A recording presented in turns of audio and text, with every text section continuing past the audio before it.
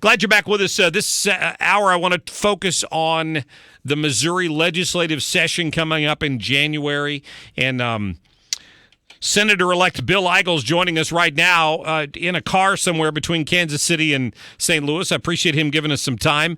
He will represent Senate District 23 when he is sworn into office. Bill, how are you? I'm great, Mark. Thanks for having me. Absolutely. So you are coming back to the St. Louis area from meetings where you've kind of been laying out a strategy for January. What can you tell us? Well, you're right. I just got done with our Senate Caucus meetings out here in Kansas City. We had our winter meetings, and we're kind of laying out what we want to try to get done. And I got to tell you, there's a lot of excitement because I think it's going to be a very exciting session. And my guess is probably the first issue that's going to be on the table is labor reform. So we're looking forward to getting started. And tell me, what is that? What labor reform specifically? Right to work? Well, right to work. Number one, I think that's right to work is a conversation that's been ongoing in the state of Missouri for many years now. It's gotten increasing amounts of support. The legislature tried to pass it a couple years ago. It got vetoed by Governor Nixon, but I think that this time around with Governor Greitens, I think it's going to make it through, and that is fantastic news for every household in the state. It's going to attract businesses, it's going to attract population, and it's going to put us on a more competitive playing field with the other states when they talk about attracting economic opportunity. I couldn't be more excited. Well, you and I talked about this when you were still running, even in the primary.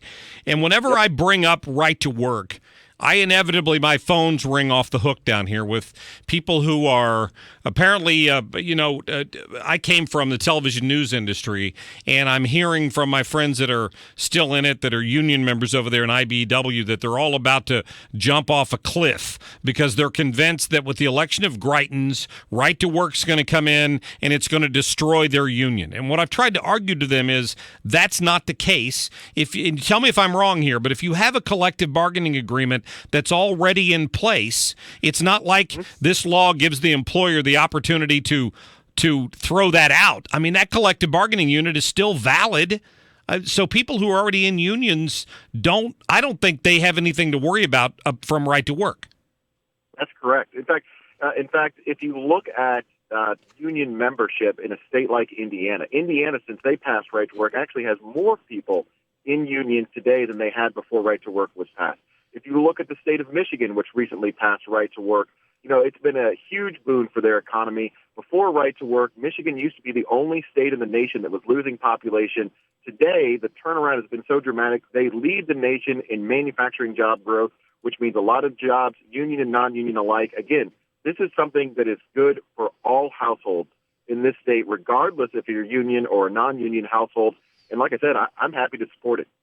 Well, I mean, I think the unions have done a little bit of a disservice with how they've explained this to their membership because, as you just said, I'm not so sure that it's if you have a collective bargaining agreement that it necessarily affects you. So it's been a contentious issue, but Republicans continue to have a veto-proof majority in the House and the Senate, and now they have the governorship. That's correct. And that's huge. The difference between, and I'll use the Senate as an example, the difference between getting to 18 votes and 23 votes required for an override of the governor's veto is pretty big. And the same in the House.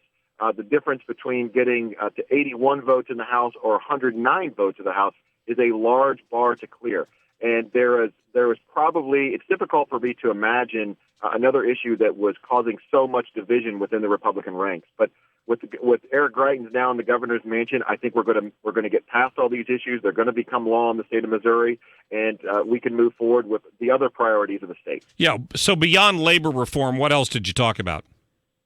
Well, there were a lot of good conversations. I think there's going to be a lot of movement on tort reform to making Missouri a more accepting and legal environment for new businesses. So that'll be right up there at the top of the agenda. One of the most interesting conversations we had was taking advantage of President-elect Trump saying that he was going to block grant Medicaid funds to the states and give states more flexibility to how they want to control their Medicaid programs.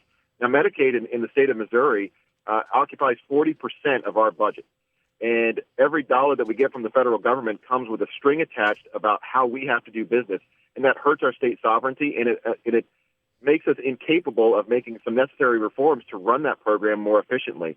So by restoring some of that power to the states by block granting the funds instead of matching the funds that come with a hook, that is a phenomenal opportunity for us to spend the taxpayers' dollars better than we ever have been before. Yeah, I'm anxious to see how quickly the federal government can move on that. But, there's going to be some changes to Obamacare. They're going to have something in place, obviously, before that happens. So, Right.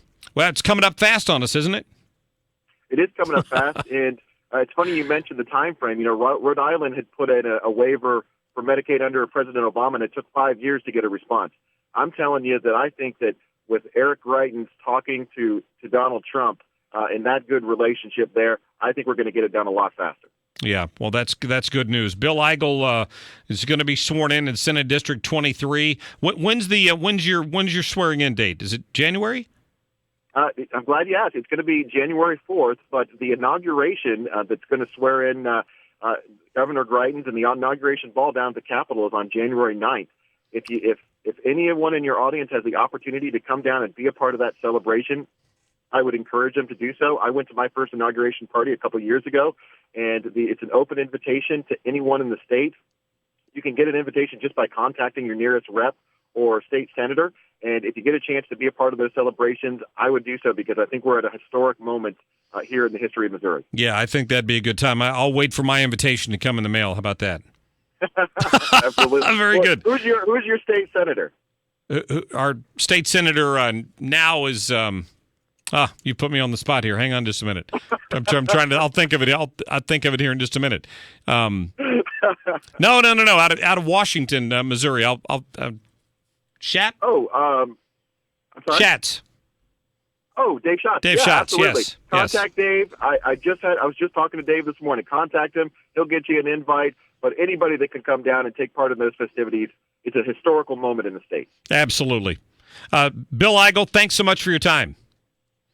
Thanks for having me. We'll talk to you soon. All right. Thank you very much. Put me on the spot there asking me who my state senator. I feel like I'm in the Mark Cox Show Man on the Street segment. Who's your state senator? Took me a second to think of it. I apologize for that because he wasn't up for election in this last round. So